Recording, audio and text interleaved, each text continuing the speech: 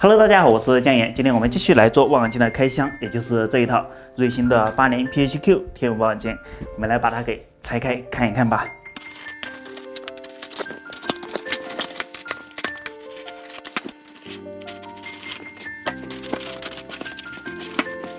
现在望远镜已经拆箱出来了，因为只是单独望远镜，所以它的配件并不多。这一份说明书、保修卡这一些，还有一个摄影的接环。这里其实是好几个接环组合在一起，这是深空摄影的时候需要用到的。我们等一下再来讲。望远镜给我的第一感受就是要比之前开箱的107 PHQ 要轻巧非常多。虽然因为四片式的结构设计导致重量上还是有点沉甸甸，大约 4.7公斤，但是望远镜缩短状态下仅仅45厘米，相对来说还是比较便携的一个尺寸。我们先来详细看一下这个望远镜吧。遮光罩这边是可伸缩的，拉伸出来之后可以用这个螺丝把这里锁住，这样就不用担心滑落。物镜这边镜片直径80毫米，焦距600毫米，焦比 f7.5， 四片式的结构，前面3片镜片，中间内部还有一片，其中包含2片D43ED 镜片。望远镜支撑平长设计为深空摄影专门进行了优化，中间的包箍部分标配一个300毫米长的微线式的就位板。这种长就位板的好处就是望远镜在实际使用的时候可以方便前后挪动来调节重心。包箍上依然预留了很多的螺孔，可以方便加装不同的配件，比如把导星镜安装在包箍的侧面。包箍上面的全金属提手除了方便携带望远镜之外，提手中间的小卡槽同样也可以用来安装配件，比如把天文盒子安装在提手上。整个包箍尽量做了轻量化的处理，但又预留了足够的空间，方便后期拓展加装设备，考虑的还是很周到。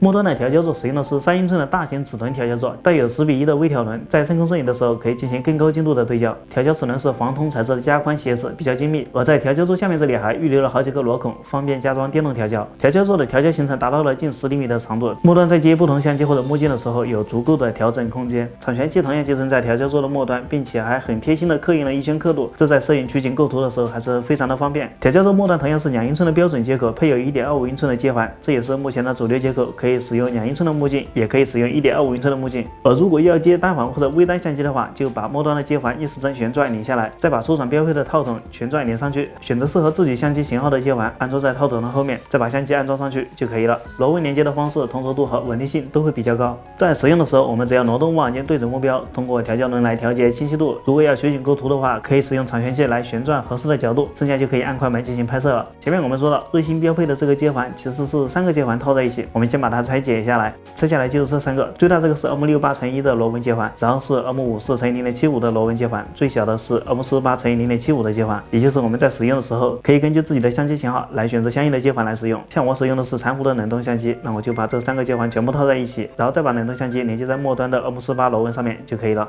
望远镜的外观部分差不多就是这样，跟我们上次开箱过的107 PHQ 基本差不多，毕竟都是一个系列的，无论是外观设计还是光学结构，基本都是一样的。不过和107 PHQ 稍微有点不同的是，107焦比是 f7， 而80 PHQ 是 f7.5， 这其实超出我们意料之外。现在的摄影机都在追求短焦比，很多人觉得80口径做成 f7.5 的焦比太长了，但仔细想想其实也合理。比如对我来说，我需要一台可以兼顾太阳黑子拍摄、目视观测以及小个头的星云星系拍摄。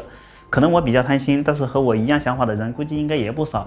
那如果是焦距太短的望远镜，在使用的时候就会感觉差那么一点点。而像107 PHQ 的700多毫米焦距虽然比较理想，但是售价及重量尺寸又稍微超出了预算。而现在这台600毫米焦距的80 PHQ 就能比较符合我的需求，在兼顾重量尺寸的情况下，又有较长的焦距来拍摄，并且长焦比的望远镜可以提供更高素质的星点成像。瑞星官方提供的点阵图也确实非常优秀。熟悉我的朋友应该知道，我还有一套高桥 FC76 折射镜，就是这一套。我当初选择它的原因也是比较轻巧，焦距比较适中，可以满足我的需求。但是 FC76 使用起来还是有很多不够的地方，单数的调焦座、1.25英寸的末端接口，想要达到深空摄影状态的话，还得另外花钱买它的平长镜啊、调焦轮啊、CAA 场旋器啊。了解过高桥的朋友应该知道，想要真把高桥望远镜玩起来实在是太费钱了，所以 FC76 在我手上除了偶尔拍个太阳黑子之外，几乎就没干过其他事情。现在有了瑞星80 PHQ 的话，我的高桥76完全就可以卖掉了。虽然瑞星80的外直径要比高桥 FC76 更大一些，但是遮光罩可伸缩，整体长度反而要比高桥76还要短一些，因此携带外出会更为便捷。并且瑞星80 PHQ 自带平场的设计，只要安装相机就可以进行深空摄影，不需要额外的配件，并且调焦座更大更好使用。那么高桥 FC 除了情怀之外，我想不出它还有什么用。说了这么久，估计小伙伴更关心它的实际成像效果如何。但是这段时间都是连绵的阴雨天气，连太阳都已经很久没出来了。